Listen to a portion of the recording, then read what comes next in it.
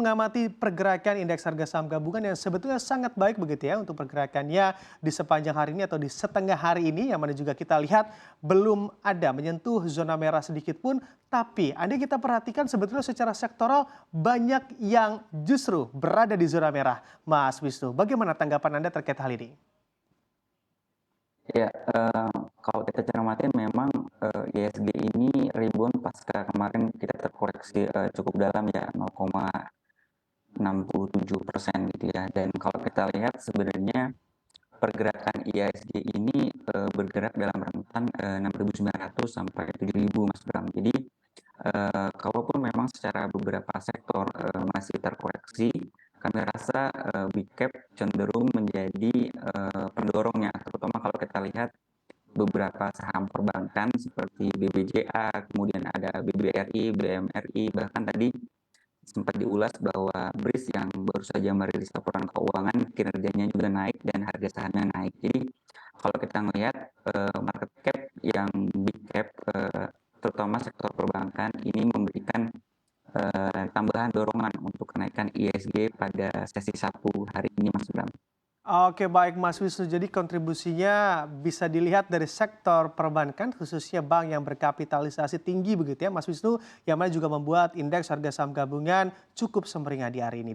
Kalau kita lihat memang di September ini ISG, kita bisa lihat sampai sejauh ini masih menghijau ya Mas Bram, karena memang salah satu pendorong utamanya yang kami cermatin itu ada dua sektor yang naiknya eksponensial ya, terutama sektor energi dan basic material. Dan kalau kita lihat memang pergerakan sektor energi waktu kuartal pertama dan kedua itu masih tertatih-tatih. Namun kalau kita lihat ketika sudah memasuki semester 2, sektor energi ini kembali melanjutkan rebound-nya. Terutama kalau kita lihat yang terbaru memang banyak didorong oleh saham-saham crude oil ya, atau minyak mentah yang kalau kita lihat kita bisa cermati 2 bulan terakhir minyak mentah ini naik lebih dari 20%, baik itu dari WTI ataupun dari Brent. Jadi kalau kita lihat harga minyak sekarang sudah di atas $90 per barel gitu ya. Terus kita lihat juga di sektor basic material Mas Bram, yang kalau kita lihat beberapa bulan terakhir itu banyak mengalami kenaikan, terutama didorong oleh katalis energi terbarukan. Dan kalau kita lihat banyak emiten-emiten yang di basic material ini punya punya produksi terutama nikel ya, yang kalau kita lihat banyak emitennya sudah memiliki banyak smelter dan bahkan sudah sebagian besar beroperasi dan ada sebagian juga yang masih on progress gitu ya. Dan ini kalau kita lihat menjadi faktor pendorong utama di sepanjang September ini, Mas Bram.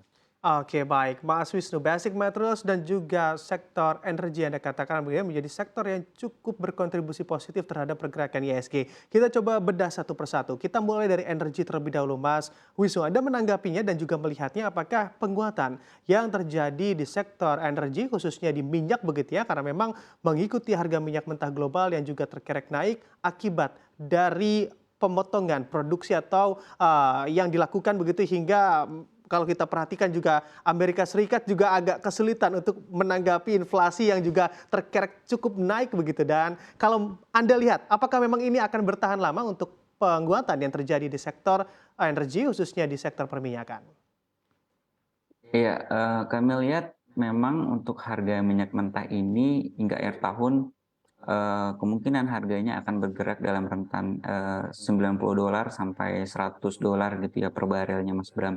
Dan kalau kita lihat memang multiplier efeknya sudah terlihat ya, terutama di Amerika Serikat lalu yang kalau kita cermatin justru data inflasinya mengalami kenaikan 3,7%. Artinya di Amerika Serikat sudah ada kenaikan 2 bulan berturut-turut yang disebabkan memang adanya kenaikan biaya energi. Dan kalau kita lihat ini memang memberikan tanda kutip kewaspadaan tersendiri ya, terutama di Indonesia. Kalau kita lihat kita lumayan net importir berkaitan dengan migas dan ini menjadi tanda kutip kita patut berhati-hati juga, walaupun kalau kita lihat data neraca perdagangan di Agustus kemarin Mas Bram, itu kita mencatatkan surplus 3,12 miliar US dollar ya. Artinya kita surplus 40 bulan berturut-turut.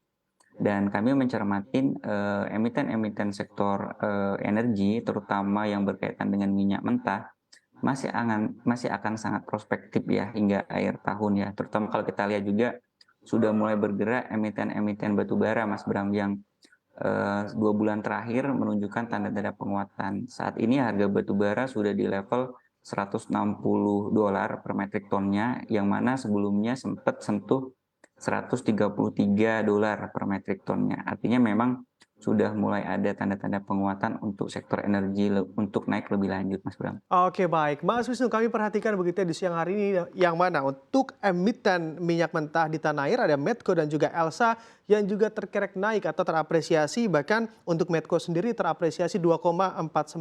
Apakah Anda mengamatinya dari sektor-sektor tersebut atau emiten tersebut harganya juga masih banyak value atau masih cukup untuk dinilai dari segi fundamentalnya agar memang para investor yang belum masuk masih cocok untuk masuk di saat ini?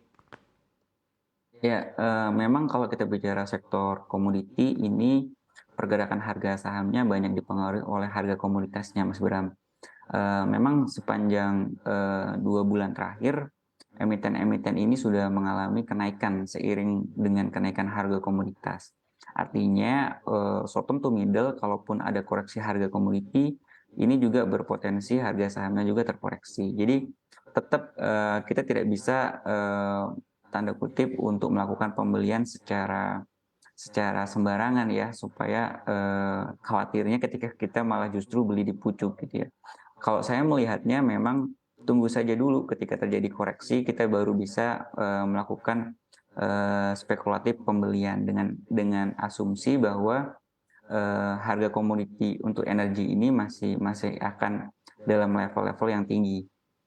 Oke, baik. Kita geser ke sektor yang juga menjadi perhatian begitu ya di perdagangan siang hari ini, di mana sektor konstruksi juga bergerak cukup baik atau menguat begitu di perdagangan di sepanjang hari ini. Apakah Anda melihat ada sentimen utama di sana, Mas Wisnu? Silakan.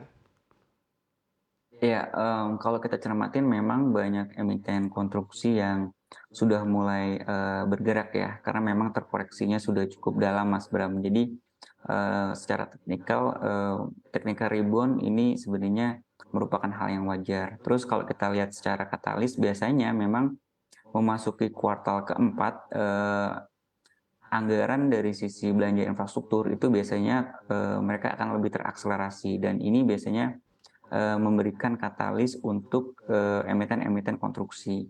Kami rasa itu Mas Bram. Oke, baik. Namun Anda diperhatikan, Mas Wisnu, menurut fundamental dan juga teknik analisa dari teknikal begitu yang Anda miliki, sebetulnya ini hanya sementara saja karena rebound dari harga yang telah menurun cukup tajam, atau justru ini bisa menguat di jangka waktu yang menengah ataupun lama? Mas Wisnu, silakan. Kalau kita lihat secara teknikalnya sebenarnya ruang untuk penguatan jangka menengah ada Mas Bram. Eee, kita ambil contoh misalkan seperti saham Wika ya, yang kalau kita lihat dari MACD-nya tuh sudah dalam fase uptrend di atas nol. Biasanya kami sering mencermatin ketika suatu saham bergerak di MACD di atas nol, daily-nya ini jangka menengahnya ini punya potensi kenaikan. Misalkan Wika saat ini 458, kami melihat punya potensi naik sampai 600. Nah, seperti itu.